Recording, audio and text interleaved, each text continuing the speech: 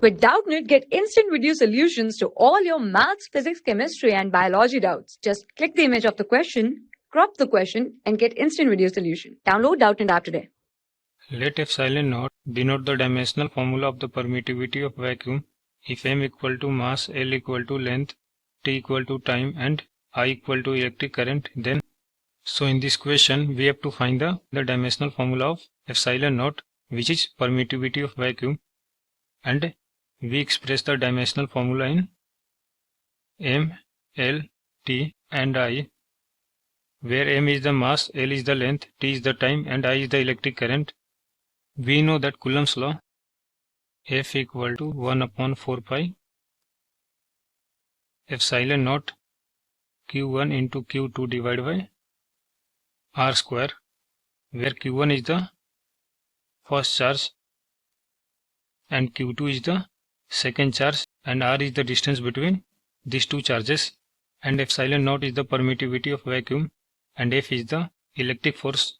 We can write this formula as epsilon naught is equal to Q1 into Q2 divided by F into R square into 1 upon 4 pi.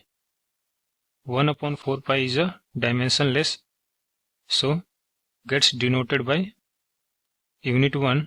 Now epsilon naught is equal to Q1 into Q2 divided by F into R square.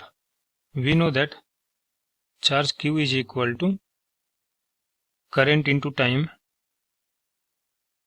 and force is equal to mass into acceleration,